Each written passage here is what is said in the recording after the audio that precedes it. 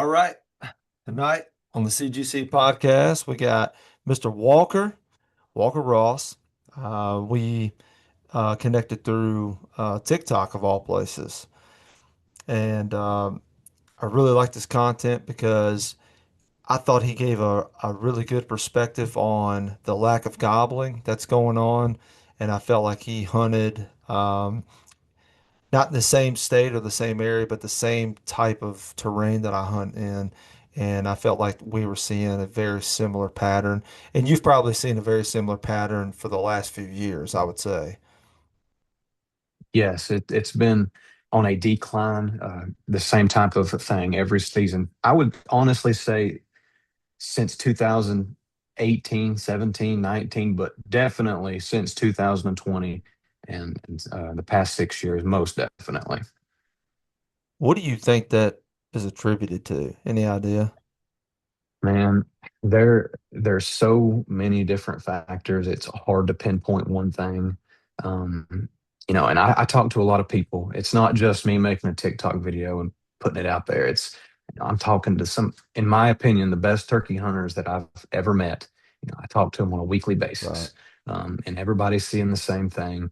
I think it is a contribution of bad habitat, an extreme amount of predators, along with some type of something in the spring is happening, to make it where the nesting cycles aren't producing as many poults or as many successful poults within the weeks after the hatch. Um, so there's just so many things that you could attribute it to, and everything is definitely working against them. S- Yeah, totally agree. In my area, I mean, we're seeing a lot of habitat loss. That's one thing.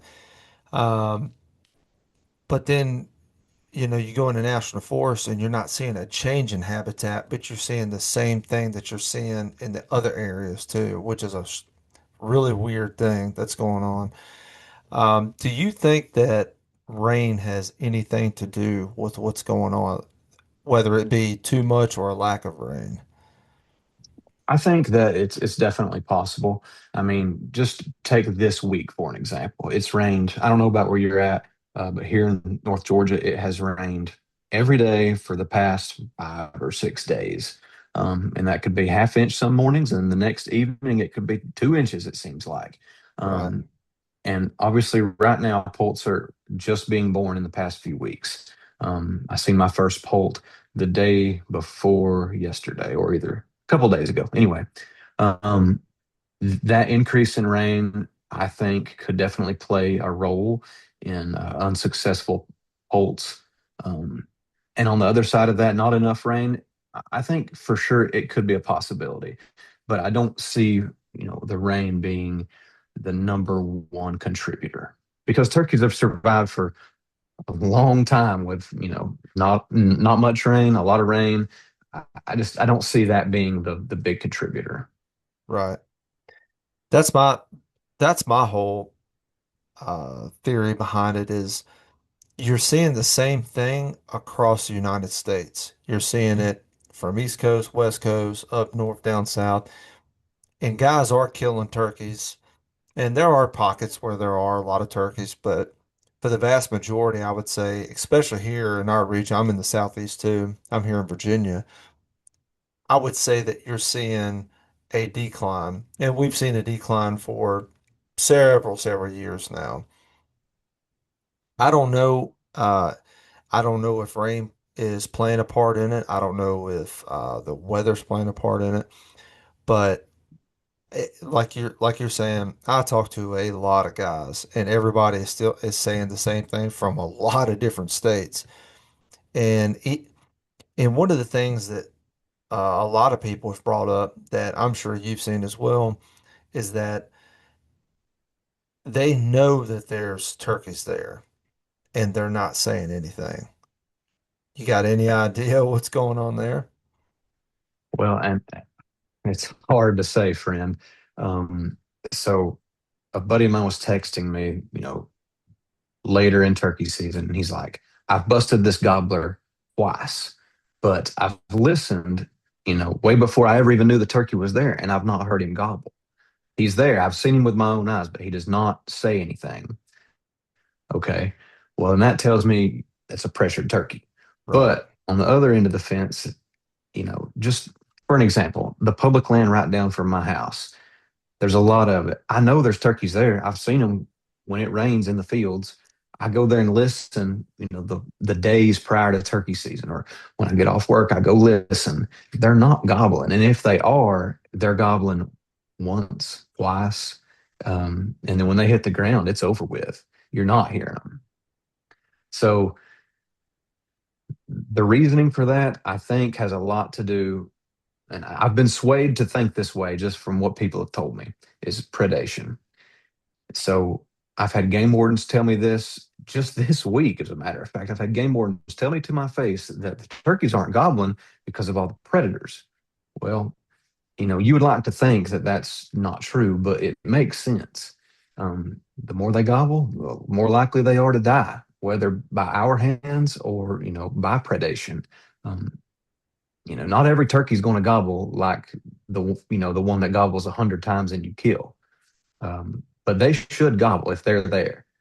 But they're just not. So that would lead me to believe that there is a reason. To me, that reason would be predation. Predation.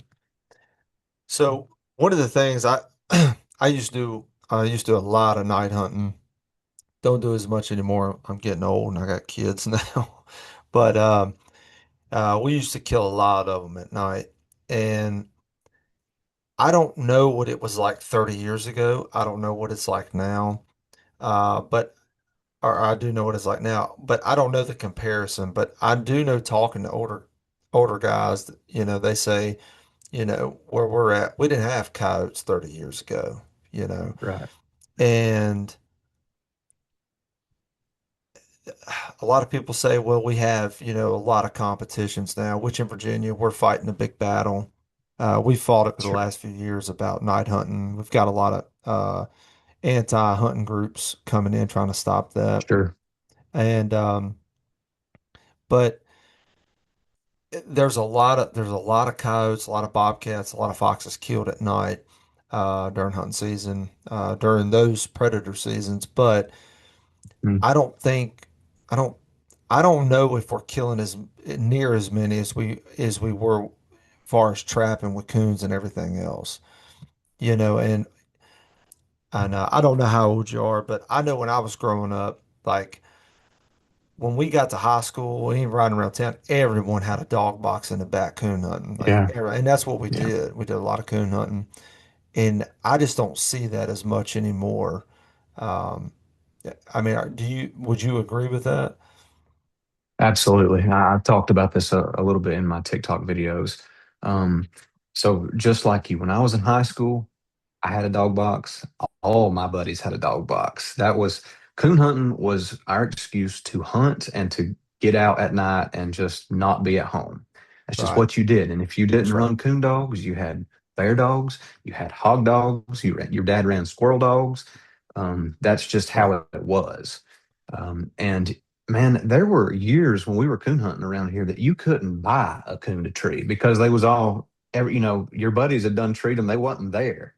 Yeah. um, you couldn't just go to any creek, any branch, turn loose and tree a coon because they wasn't there. Right. Um, but man, now well, for one, the more people move in, the less places you can hunt. The more land that's developed, the less places you can hunt. Right. Also, the more land that's developed pushes predators, concentrates them more, Right. to certain areas. Um, so there's a lot that can be said in a lot of different avenues there where you could go, Right. but 100% I agree with you, brother. I've trapped 10. So in Georgia there's no closed trapping for fur bears on private land, Okay. and just the little branch that's right outside my front door, I've trapped 10 coons since like the middle of turkey season. Not even trying. I'm not running traps every night. I'm running dog proofs with some cat food in them. And just literally every time I put a coon trap out, I'm catching them. Possums, I'm catching bobcats on accident. Oh But shit. the predators are there, and they're flourishing. The competition for fur is not there. Um, people don't trap to sell fur anymore because it's just not a thing. Yeah. Um, so with that, over the past, the people not hunting dogs as much in the past 10 years or so, with the effects of not trapping over, a 20-year period, I think predators are flourishing. Um, and people are saying, well, I've killed 50 coyotes at night with my thermals this year. Well, 50 coyotes sounds like a lot, but, you know, it's Look at not. the It's space. Yeah. Yeah. I mean, if there's, 100,000 acres in the county, Right. just for an example, if there's 100,000 acres in the county and you've killed 50 coyotes, I'm sorry, but that's not that many. That's not. Um, That was the so thing that yes, we I didn't mean to cut you off. oh, you're That was good. the thing that we run into. Is that, I mean, we was killing them, but the truth be told, at night, shooting off a tripod, thermals or whatever, night vision, you're probably spooking way more than you're ever putting a bullet in. And that's probably the truth. I still think trapping is probably the best way to catch coyotes, bobcats, especially bobcats, and foxes, just because it got so popular. You know how turkey hunting is now. 20 Yeah. years ago, it was definitely not like this, but Hmm. uh, it got so popular. I mean, dude, it got to a point. That's one of the reasons why I just don't do it as much anymore, is because every spot we went to, it would. I mean, you're hunting burned ears. I mean, every spot we went Hmm. to, and if we did call them in, I mean, they were super weird, and you had to put a heck of a shot on them. Sure. And it's like, well, I mean, it's hard to tell how many times they've heard this sound or they've seen this setup. So, and turkey's the Absolutely. same, but I don't know, man. It's weird because, you go down to Florida, and Florida's got every predator known to man for a wild turkey, and they have turkeys there. It's crazy, and it's Hmm. like they're roosting in cypress domes. They're in swamps, and you're like, how does a turkey? How do they even make a nest here? And they're here. So, Yeah, I've heard some guys, make the argument. It's like, well, if predators are an issue, then Florida should never have turkeys. And it's like, that's or true. or Oklahoma or New Mexico. It's like, well, I mean, Hmm. that's a good point. Absolutely. So we Osceola hunted for about, uh, we hadn't been in last season, but every season before that, for about 3 or 4 years, we Osceola hunted in South Florida. And you hit the nail on the head. There are predators everywhere. I was seeing coons cross the road, midday, like every day. Uh, Right, just you see coons everywhere. There's bears, there's those panthers. I mean, any kind of bird that can get into a nest, it's there. But on the flip side of that, I was seeing we had good success getting on birds, but these were cow pasture birds that could get out of that thick vegetation and predator run growth and woods that was there. These are not Florida birds that were killed, 12 miles deep on public in the swamps. Um, I was seeing really good turkey numbers in places that would support the turkeys, like on open spaces, cattle fields, um, places they could get out of the woods and not get caught by something. right. That's where I was seeing a lot of birds. But most definitely, if they can survive in Florida, they can survive anywhere. Darn right. Yeah, it blew my mind first time going down there. Like you said, South Florida, that's a different planet down there, man. Hmm. But like seeing birds like exist and where they lived at, I'm like, I don't even know how a turkey even walks through this kind of stuff, but they do. I mean, and Yeah. they've lived for hundreds of years, I guess. Hmm.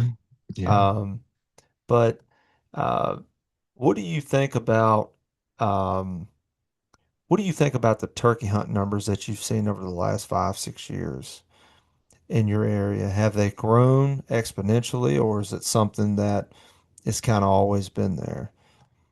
You said like the turkey hunter numbers. Is that what you're The asking? the, the turkey hunting numbers, yep. Sure. It's hard to say because everything's so publicized now. if someone kills a turkey, you're hearing about it.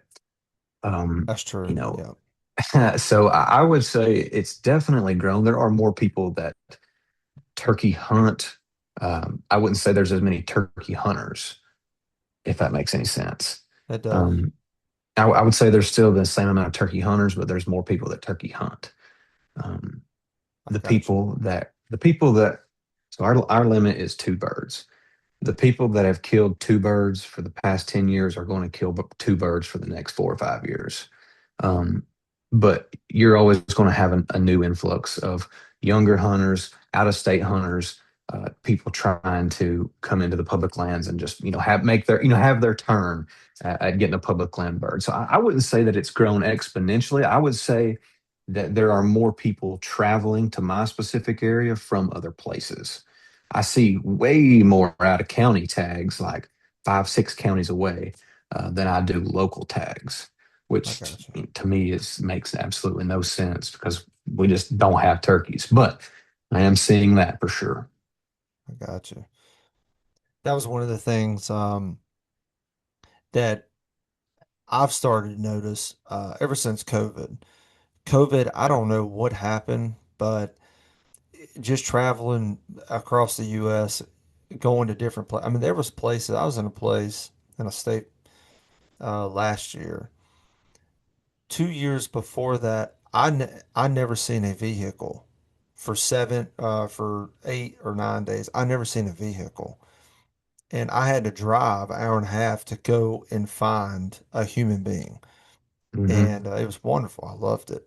I didn't want Sure. to come back, honestly. It was great, but um, when I was out there, I run into hunters the last time, and the birds were still in the same place that they were, but I run into guys, got in a sticky situation, there at the end of my trip. And, I had a turkey, 41 yards. I could hear his feet, walking on the limb up there. And I had Wow. guys come in behind me. They didn't know I was there because I wasn't parked nowhere near, I'd hiked all the way in there. And these guys pulled up, right there. But, uh, I was just like, and it's not that I'm upset at them or anything. I mean, by all means, I mean, it's public. You do your own thing, but I did not, I know 20 some years ago, 25 years ago, there was nowhere near the amount of turkey hunters in my area, just here, that there is now. I mean, it's crazy. I can believe it for sure. So, and I I think don't know. I, I'm sorry, go ahead. I think social media has done a real number on, For people's sure. expectations. Across the board, social media has had a positive and a negative impact on the hunting world, but specifically turkey hunting. It started with duck hunting. Duck hunting became the coolest thing out there, and it unfortunately has migrated to turkey hunting. Um, but it definitely, going back to what you said about COVID, that was the first time I had seen, these public places that I had known about and hunted for a long, long time. That I was shown by my dad when I was a kid. And if you like growing up, if you went to these public spots and you seen somebody's truck there, for one, you probably knew who they were, and for two, you would turn around and leave, go somewhere else, regardless if they were hunting, 100 acres or 10,000 acres, you would go somewhere else. 2020 was the first time I would go to a place and see 4 or 5 trucks parked at the same parking place, in there hunting probably the same turkey. Um, but yes, COVID, social media, that was the beginning of it. And I haven't seen it slowing down much. No, and I seen the numbers from the NWTF convention this year, and yeah, I don't think it's going to slow down none. And it's great. It's great for the money that they pull in, uh, if it's going to what they say it's going to. Sure, But uh, you have a finite amount of land, and I'm not going to take away the opportunity for somebody that is just getting into it because I think the more people we've got in the woods, I think better society that we'll probably have. But at the end of the day, if we're on a turkey decline, it's going to force states to start doing things that is not favorable for turkey hunters. In the long Yeah, run, it very well may be, as far as drawing and we're seeing more and more states now they're going to a draw system. We're seeing it with South Dakota, and I look for more and more states here in the Southeast to start doing that.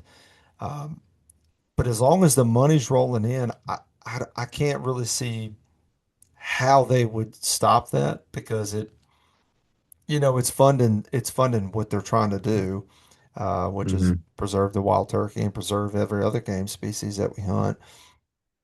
But at the same time, it's kind of a conundrum. It's like I don't know. I don't know because the hunting world, like you said, duck hunting was the first one we experienced with that, and maybe elk hunting back years ago with magazines. But you know, we're experiencing something now with obstacles that I don't think that the outdoor world has dealt with um, at this volume before. absolutely. I couldn't agree more with you. My concern is not the number of people in the woods. It's not, the sport of hunting dying out. My concern is what what will my kids get to experience? You know what I mean? Like Right, if I'm having trouble today hunting turkeys here in my home state where, once upon a time it wasn't that hard to at least find a bird, you know. right, My concern is that there won't be any in 20 years. I don't know if you're familiar with like what has happened to the bobwhite quail. Throughout right, the southeast, the bobwhite quail has all but I don't want to say vanished because that's not true, but they're not there like they once were. right. Um, and in my area, I don't know about yours, but I always want to say partridge, but that's not the correct term. Grouse. Grouse. Grouse hunting used to be a huge thing. You Absolutely. know, you Same you here. hear, yeah, you hear your old timers talking about grouse, as you could run into them anywhere. Yeah. Um, I've seen two grouse my entire life. They're No they're not joke. here. Yeah, Really. yeah. Um, they're just not here anymore, and anybody will tell you that that spends any time amount of time in the woods.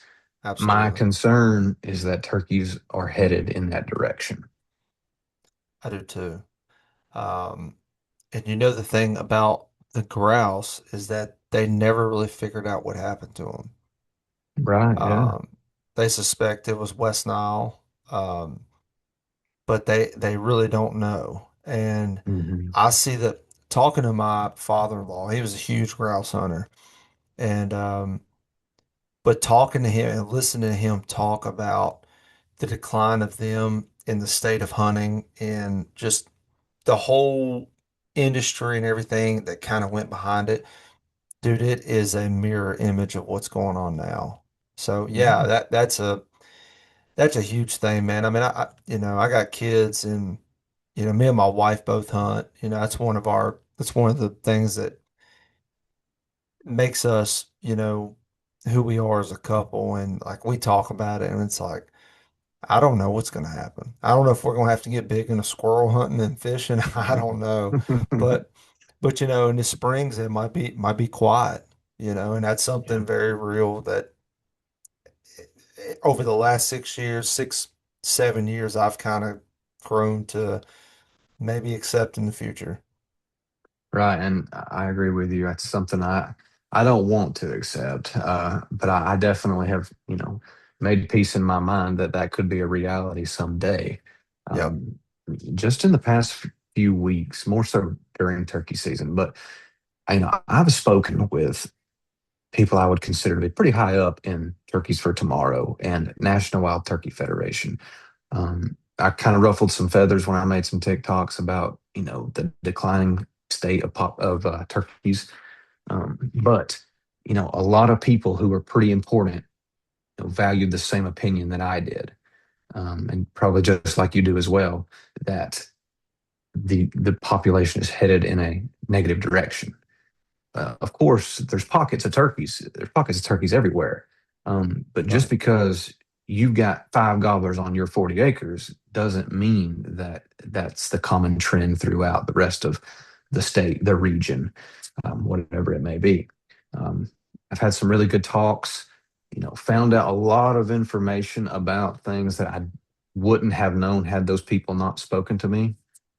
Um, I'm in the process right now of contacted the people that have the appropriate channels to go through to maybe burn some timber, to manage some timber, select cutting, um, just for my area in particular. Um, and we're working on that right now. It's kind of a it's kind of a reach out and wait kind of thing. But I'm hoping that I'm taking some proper steps into what I believe could be proper management and maybe bring back some numbers in the area. Right. And yeah, I mean, like you said earlier, I mean, that's one of the many factors. I see guys planting that do have the land to afford it.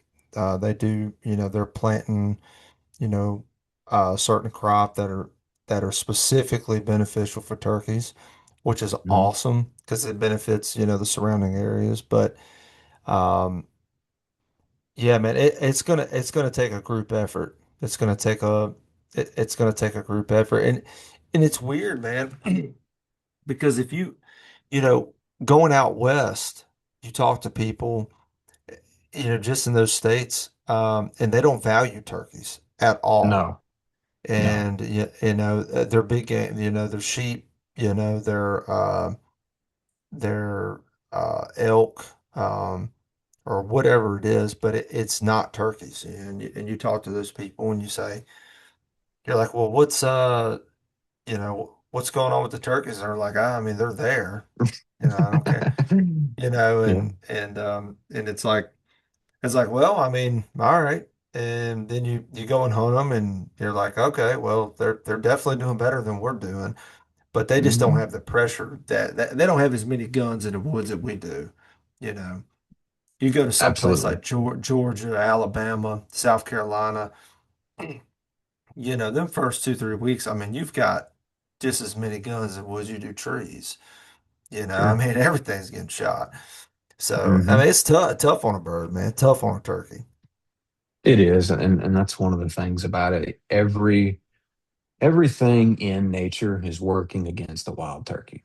It I is. mean, from the smallest little coon out there to humans, the weather. You could make an argument that fire ants are, you know, causing nest disruption. Everything out there is against them.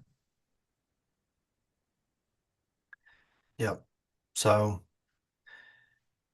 yeah, it's an uphill battle, but I do think, I mean, there's other organizations, Turkeys for Tomorrow, they've started up several years ago, and they're starting to get a lot of pull from a lot of different, states that people are trying to put Mhm. in for. I will say this, I don't think throwing money at a wall is going to help it. I don't think creating a new permit or charging astronomical high prices for licensing and stuff, because the guys that are die hard, they're still going to be die hard about it, Mhm. and they're just going to pay it. I mean, gas is $27 a gallon. We're still paying the same. We're still going to spend the same amount of fuel to go to work, right? But I guess everything's a step in the right direction. So, I guess time will tell. And hopefully my grandkids get to enjoy what I got to enjoy. So, but we'll see, you know. Yeah, I mean, what can you do other than just, do what you can do? Do what you can. Um, That's right. I don't, my little 30 acres, I've had more success turkey hunting on it than anywhere in the state, but it's a combination of proper food plots, prescribed burns, managing the right trees, low pressure. I mean, it's just, not everybody can do that. You know what I mean? That's right. And we're having to work, that hard just to keep, two turkeys, two gobblers. So, I can't imagine, the work that would truthfully be involved to see turkeys flourish like they were here in the 80s, early 90s. Um, but anything that you can do is a step in the right direction. That's right. Well, man, since we've talked about all the depressing issues in the turkey woods, did you have a pretty good season though? Man, I did. Usually I'm one or two birds and I'm done. I really only care about one. Is really all I'm trying to get this year. I That's right. got one in Georgia, one in North Carolina, and one in Michigan. Oh, Michigan. Cool, man. Yep. Yep. Was that a late season trip? It was. A guy I went to film school with, Blake Mallory. He owns Lost Nation Archery in Michigan. So he's a local up there, and he knew where some birds were, and made the 12-hour road trip up there, and got one whacked on the public land. So it was good.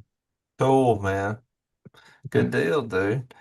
Yeah, you said you went to film school. Where'd you go to school at? So there's a program out there called that's a class called Film the Hunt. It takes place in Cambridge, Ohio. Okay. Um, and there's you know anybody can do it. Anybody can take it. It's like four classes. Pretty much prepares you. It's like an internship program for filming in the outdoor industry. Oh, cool deal, man. Yeah, So, yeah. is that what you do? You film? Not full time. I do it seasonally, part time. I do have my own media company, but in the fall, not so much for turkey hunting, but mostly deer and elk, mule deer. I film for several companies within the outdoor industry. Cool, man. That's awesome, Yeah, dude. yeah. I Um, actually, one of my good friends is from Virginia that I film with. I don't know exactly where you are in Virginia, but um, definitely got some contacts out towards your way. oh, cool deal, Yeah, man. yeah, yeah. You know what part he's from? I'd have to think on it for just a second, but I could tell you. I'll think of it. Yeah, ain't no problem. It's just I figured if I heard the name, I probably seen him or heard him somewhere, through, channels. It's definitely possible. But yeah, man, turkey season was cool, man. It was, I don't know how it was down your way. You can let me know, but the first 5, 6 days of the season, it was on fire here. It was rocking and rolling. Youth Day, we was in them. Took my buddy's kid, or we took my buddy's kid, and he whacked one, and I mean, dude, it was rocking and rolling, and it was just like day 7, dude. It just went, and it was crazy, man. I mean, I hunted a lot of public land, and and I had birds pinned here, here, here, here, and I mean, just quiet. So. Yeah, But I said, I'm gonna stick with them. And then, late season for me is my favorite time. You got full foliage. You can slip on turkeys. You can get super close to them, in the hardwoods. And it's just in the mountains, man. I mean, to me, there's just nothing better than that. sure. 100%. 100%. When do y'all usually start getting leaves on the trees in Virginia? So this year was abnormal. This year we had, dude, I would say 70% foliage opening of season this year, Wow. which is unheard of. Like we had tops of mountains that we hunted the top of the mountain first week of the season, and it never has leaves on it. But I would say most of the time, I would say by that third week, it's starting to get pretty full. And then the last couple weeks, it's 90% foliage at that point. Sure. Sure. When do y'all open? We open. The first weekend in April is Youth Yeah. Day, and then that following weekend is when Virginia opens up big boy season. Okay. Um, so it just falls, it might be, the 1st of April and the 8th of April, or it might be, the 7th of April and 14th of April, which is a pretty good shift. But this year it wouldn't have mattered because March was, I mean, it was green, green in March. So, Wow. That's cool. Yeah. We didn't have any leaves on the trees for the first, 3 weeks of the season, probably. oh, But that's really? all. Yeah, well, that's always how it is here, man. I Oh, mean, really? it's the woods are like, I mean, you couldn't tell a difference between November and April most of the time. I got you. Um, but if it gets, if it gets warm and there's some rain, we'll start budding out and getting some Yeah. leaves, but it takes a while. What elevation y'all sitting at, Mm, probably like, well, I'll tell you. It says right now that I'm at 3,300 feet. 33. Oh, I say y'all up here a good piece. I got you. Yeah, yeah. Yeah, we're I would sitting. say, Yeah, we're sitting right around 2000. So yeah. Yeah, right. that makes sense. That makes Yeah, sense. yeah. But I experienced something pretty similar. I mean, the turkey hunt was definitely good as soon as the season opened. Right. I mean, I feel like it didn't get any better than it was the first week versus the third or fourth week. Most all the gobbling I heard, man, I would say 80% of what I heard was before the season even started. Sure. Um, Yeah. but that's just how it goes. Yeah, it's tough, man, because I got a buddy of mine and all he does, I mean, that's all 100% public land year round. And he's a good hunter, but it's funny, we'll go out and before season. And I mean, we're dropping pins on turkeys, and it's always in the same areas that typically they're in. And it's funny. We just kind of look at each other and we're like, yeah, we either get him the first day or see him the fourth or fifth week. That's just Yeah. how it goes. But it's 100%. yeah, it's a lot of fun, and I love the mountains. I mean, there's no place. I've been very fortunate. I've hunted a lot of places in the U.S. and I've had a lot of people ask me, like what's the funnest place to hunt? And man, I would hunt my state in the mountains just because it's where I grew up. It's how I learned how to kill them, in elevation like that, and it's so much fun like that to me, Yeah. you know. 100%. There's not, I'll argue with anybody out there. There is not a more challenging place to kill a turkey than the Appalachian Mountains. Yeah, It's just the terrain, man. I yeah, mean, the one side of a holler or another dictates if you're even going to hear the turkey. yeah. I mean, he might be 100 yards. If he's on the other side of the hill, you just don't hear him. And it's, And it's and crazy. uh, hunting like that, and you walk up a goat, we call it a goat path. You walk up a goat path, and you got two ridges split, and you're like, all right, I choose right because that's where he was yesterday. You pull up right, and you get up there, and you're sweating and shucking clothes. And as soon as that sun starts to crack, he gobbles on the left ridge, and you go. He's did it again. And there's no way to get to him. It's going to take an hour to get over to him. So you just kind of tip 100%. your hat and you go. I'm sure you've dealt with that before too. Oh yeah, oh yeah, a bunch. And man, I tell you that terrain it saves way more turkeys than it helps kill.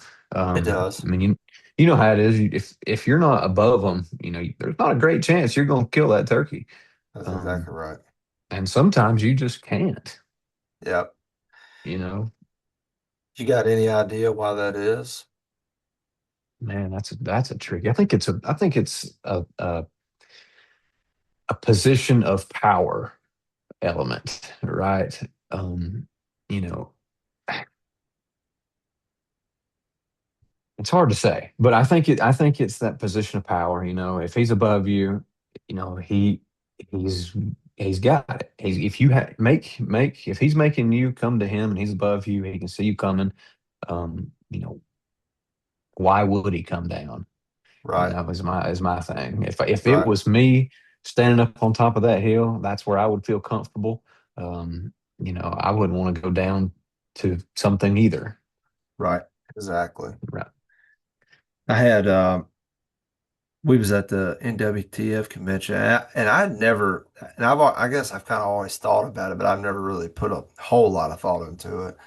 It's just kind of what you learn, hunting in the mountains. Mhm. But we were standing in line for something, and Will Primos come walking by. It was at the end of the day, Saturday or something like that, and he come by, and I was like, oh my gosh, Will Primos, I like shook his hand. And I was like, man, Yeah. I was like, dude, I've been watching you since I was like 8 years old, And but he asked where we was from, and so we told him, and he was like, man, he's like those mountain turkeys are different, And he said, you know why I think that those turkeys want to come uphill? And I was like, would love to hear it.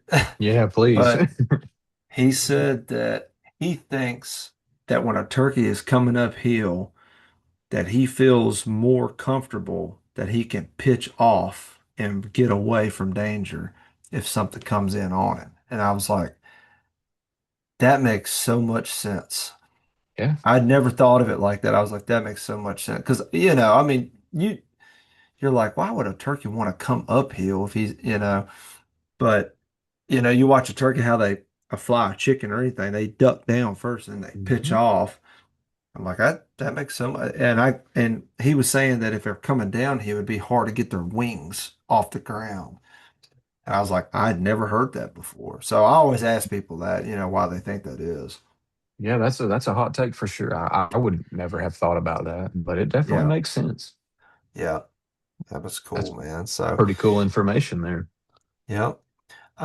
So you talk about Florida. Florida has kicked my butt for some years, man. Yeah. So, y'all hunt a lot of public, y'all hunt a lot of private down there.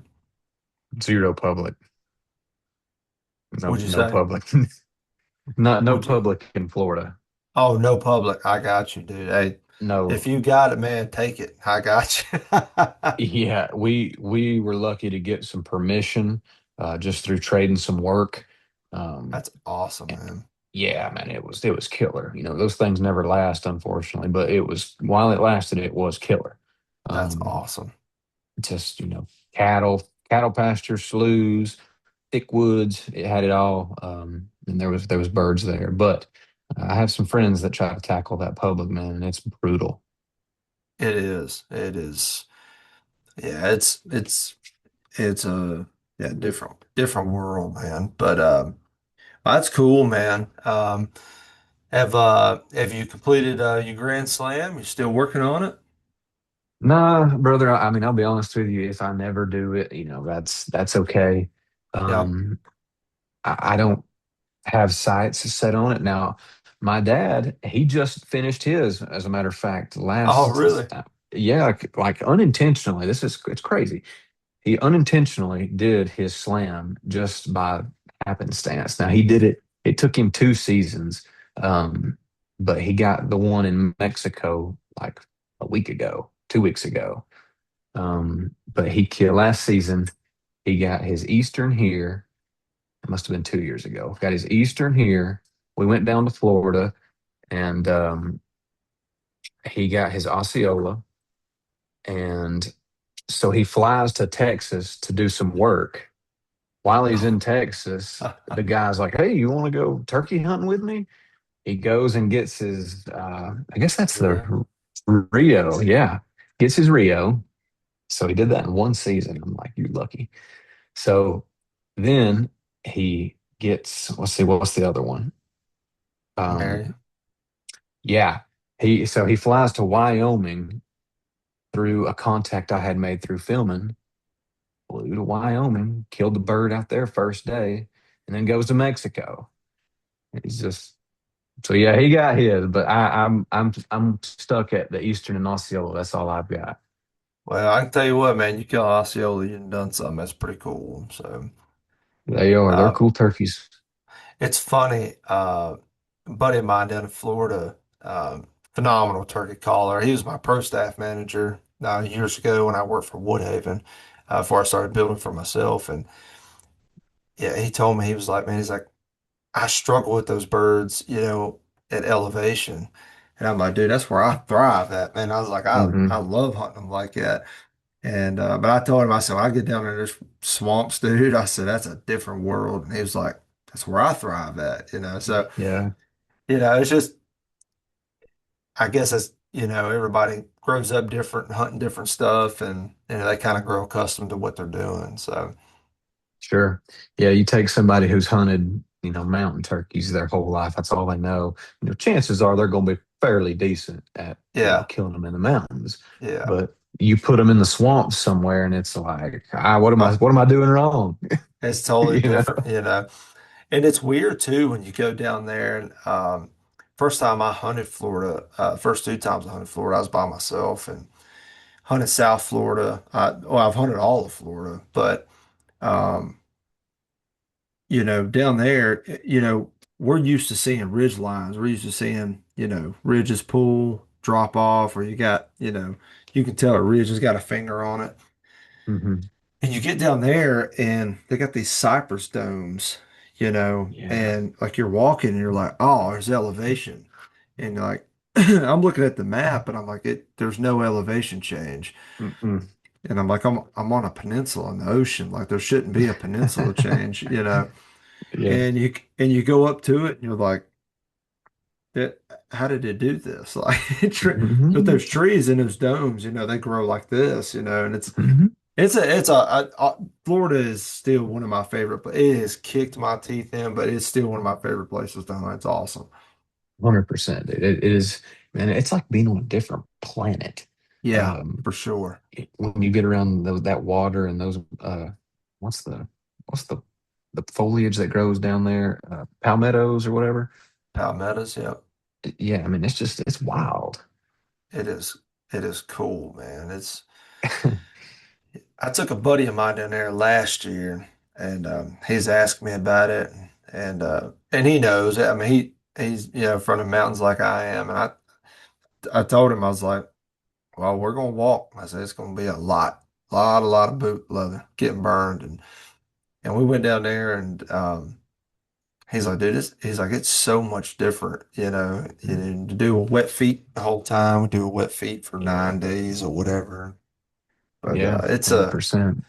and you see some of the coolest stuff down there. Some of the not coolest stuff too. You see some stuff that you don't want to get tangled up with, but for the most part, I mean, that's one of the coolest things too, just about being outdoorsman. And I'm sure with you being uh, a person that films and does what you do, I mean, you get to see some of the greatest places in the United States, man. I mean, that's a blessing from God Himself just to see the creation. You know what I mean?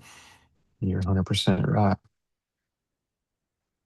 Yeah, So I'll tell you, if you ever get the chance in for Utah, out of all the western states, eastern states, southern states, if you get the chance to go to Utah, that's um, it. man, it is the prettiest place I have ever been in my life. I'm not talking about like the low deserts and stuff. I mean the mountains. Yeah, You get out around there, buddy. I'm telling you, that is God's country. yeah, Yeah, that's awesome. yeah. That's cool, man. So, uh, I've never done any elk hunting, um, but they say that's like turkey hunting on steroids. What's that like being out there with a camera, man?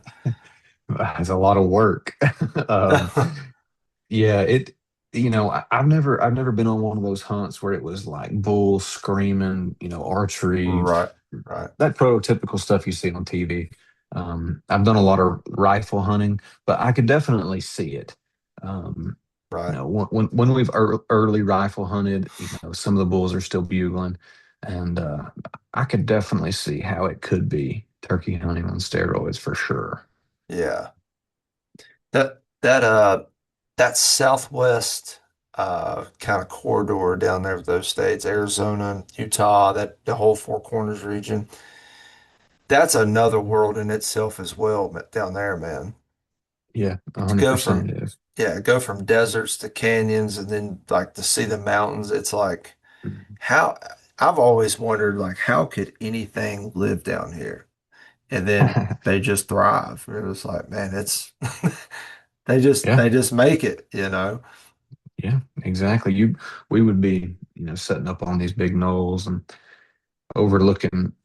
Oh, the way the terrain worked out there, it was like low desert, high desert, mountains, and in that high desert transition to mountains, it's almost like barren land where it kind of meets there. We'd be glassing for these big mule deer, man, and all of a sudden you'd look in a canyon and there's like a 330-inch bull elk just chilling, in one of these canyons, and you're like, what the heck is this place? Like Jurassic Park out here. Yeah. It's so It's cool. crazy. It's crazy too how game can hide in that kind of Mhm. terrain. Because it looks wide open, and then, like Yeah. you said, you start glassing, you're like, there's 1,000-pound animal standing right there. Right. Yeah. And it would be comparable, I guess, if you took our landscape, like our mountains, took all the timber way down, cut it short, and you were able to see 1,000 yards in each direction. Um, and stuff just hides in there, and you wouldn't believe it. And it's crazy. Yeah, yeah. I mean, you would think stuff like that would stick out, but it doesn't. It doesn't. No. And you know, they live, I mean, that's how they live. I mean, they live because, Mhm. you know, God made them to be camouflage and, you know, Yeah. thrive in that environment. So, but yeah, there's still some territory out there that I've put a pin in and I've been dying and chomping at the bit to get at. I just hadn't had had the chance yet. But yeah, I mean that whole all the way from Mexico, Texas up to Montana. I mean that the whole Rocky Mountain range kind of Mhm. there. I mean it is it's a it's an unbelievable landscape. I mean you fly over it and you look down and you're just like, oh my gosh, dude, Right. Yeah. unbelievable. The last frontier. Hmm. Yeah. I mean, there's still, I feel like there's places out there still that, you know, an animal could go its entire life and never even see a human, you That's know. exactly right. That's exactly right. Um, you know, I've watched these guys, you know, on TV or YouTube or whatever, and they go and hunt these, you know, high mountain, you know, goats or sheep or whatever, and like I look at them and I'm like, that animal has never encountered another human. Like, there's a high Hmm. probability it's lived Yep. its entire life seeing everything exactly as it's seen it since it was born, Yeah. which is still unbelievable to be here in the Southeast and look around and just be like, how is that even possible? But it Mhm. is, man. Sure. It's extremely primal for sure. And I feel like to an extent, you could make that argument a little bit with like deer around here. Sure. Um, Yeah. I mean, if you get far enough in there, dude, people go there, make no mistake, but you could be potentially hunting a deer back in there that has never seen anybody before. Yeah. And I think that's what really makes deer hunting in Appalachia really interesting. Hmm. From a side of, you know, you could argue that that would make them harder to hunt. Right. Um, I mean, imagine a deer living in the mountains that's never smelled a human, and he smells you. You know, it's just crazy. Yeah, I there's a group of guys that I sponsor. I had them on the podcast a couple of years ago. Um, they use the calls and everything, and they're good hunters, but they're in the mountains and they kill some really quality deer. And you know, they post pictures of the places they kill them and stuff, and it's like, dude, there's a Yeah. good chance that deer's never, like you said. I mean, it's amazing to me that we ever kill deer just because how good their nose is. And you know, being in the Hmm. mountains, the wind swirls so bad. We don't get a Yes. strong, steady wind, you know, east to west, west to east, whatever it is. But uh, to kill them there, it's almost like. either he's just lovesick and does not care, or the wind's too high, or something's going on. But it's like, I don't know. I look at those pictures, I'm just like, dude, there's a good chance that deer may have never seen somebody. 100%, 100%, yeah. And to kill, you know, the word big deer is subjective to me in this It's area. relative, very relative. 100%. A 5-year-old buck here very well could be 100 inches. Yep, Um, that's right. and so, to kill one of those that kind of animal back there, he has got to. You're killing him when he has made a mistake or doing something for the first time. That's right. It is something else. I got asked this year, me and a friend of mine, we uh we doubled. It was his first time ever doubling on turkeys. And he asked me, he said, how old do you think his turkey is? And I said, but he's really, I said, from my understanding, I said, there's really no way to tell. I said, the only way that I know to judge one, I said, is you open that tail fan. I said, and you look at that. And I said, his spurs, his beard, his weight. I said, I've killed turkeys that I know are old because their tail fin, it looks like a car hood. Yeah. And he was, so we was talking about it and everything, and he's got his buddy on, FaceTime, and they're back and forth, and he's like, uh, they're talking about it or whatever, and I'm like, well, I was like, I'll believe whatever you want to believe. I said, I'm no expert at this stuff, but Mhm. I killed a bird the last week of the season this year. Killed that bird on public.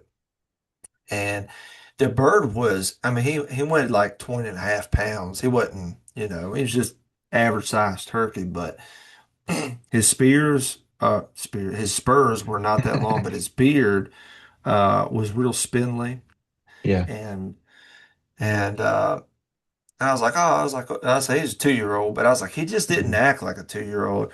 And dude, I opened his tail fan up and I was like, oh my God. I mean, it would look like a car hood. And I was like, Yeah. it's hard to tell how many turkey hunters that dude has whipped. It made me Right. feel good, and that was cool. Yeah. But Yeah. I got him home and laid him on my bench with my other fans and laid him down. I spread him out, dude. I mean, he was like that much bigger than all the other fans. I was like, but I mean, it just goes to show. I mean, that he had inch and quarter spur or inch eight spurs or whatever it was. It wasn't no huge spurs by no Yeah. means, but yeah, I mean, there's no way to judge that from my understanding. No, I was reading on Facebook or something, and I believe the University of Georgia or someone who was associated with University of Georgia study group posted it. It was a story about a tagged gobbler that they had GPS on all the time. I know what you're talking about. I think I've heard this story. Yeah, and correct me if I say something wrong, but I believe that they collared, tagged, whatever, banded this turkey when it was estimated 2 years old. Yeah, It was an adult when they tagged it. that's right. Um, and whenever the turkey was killed, it was like 3 years later, five, Yeah, something consecutive years later. his A hunter beard and killed it. spurs never changed. Never changed. Yep, Yep, correct. Yeah, his spur length, whatever it was like the exact same beard length. So, how could you tell? They yeah, know that turkey was at minimum like 5 years old. yeah. So they tagged it when it was adult. Heck, it could have been three or four at that time. You don't really That's right. know. That's right. He was at least two. We know that. Yes. Yes. So, Yeah, at minimum five. yeah. So I mean, he was banded. Um, so I mean, they got a date on him, and ain't no lying about that. So. Yeah. Yeah, it's hard to tell, man. I've killed, and I I I seen that clip, and I got to thinking there was 2-year-olds that I had killed, and I was just like, they just did not act like 2-year-olds, man. You know how a No. 2-year-old is. They're Oh, a little yeah. more gullible, but. I was like, I mean, he ain't that, impressive of a turkey or whatever. But who knows? That turkey may have been 5, 6 years old. Yeah, he just might have Yeah. been, love struck and just acted right, Right. But Right. I tell people all the time, my uncle, he's old school, man, and we kill one. He's like, that's pretty good 2-year old. And I'm like, brother, I was like, I'm like, I don't care if he's 10 or 2. Yeah, I just need to get him inside 40. I don't care how old he is. As long as that's he ain't right. a Jake, he can be 2 or That's 20. I right. don't care. I just need one. I just need one. E- That's it. I'm good. Exactly. That's right. Exactly. Well, Walker, man, we're drawing down on time. I just want to thank you for coming on here and having faith in me after all the technical difficulties we had today. So, uh, we, you met, well, I don't even think I got a profile picture on TikTok. So you didn't even know what I look like. So here we are. Mm-mm. No. I appreciate you doing that. And for anybody listening, check out what is your TikTok? What's the name? Man, if you'll type in Walker Ross, you'll find me. I don't even know what my username is. Yep. Puts out some good content, some good videos. That's how I seen him. So Yeah. check him out on there. And do you have a channel or anything for your filming? Yeah. So all my personal stuff goes on my YouTube. It's called Tater Ridge TV. Okay. Um, Tater Ridge is where all my family lives. So that's what we named it, Tater Ridge TV. You can find me there on Instagram, Facebook, Walker Ross, YouTube, Tater Ridge TV. Shoot me a message, man. I need you holler at me. We'll discuss some more things. I really enjoyed talking with you, and thank you for having me on. Absolutely, man. And I liked your perspective on things, and I totally agree with you on everything. So yeah, let's just hope that the wild turkey thrives, man, and keeps on going on. So Absolutely. That's all we can hope for is for to make a better hunting grounds for our kids. What else can you do? hey, right on, dude. All right, buddy. Well, good. Hey, man, it was good talking to you, and I hope you have a good night, buddy. Yes, sir, you too. God bless. All right, buddy. See you, man. See ya.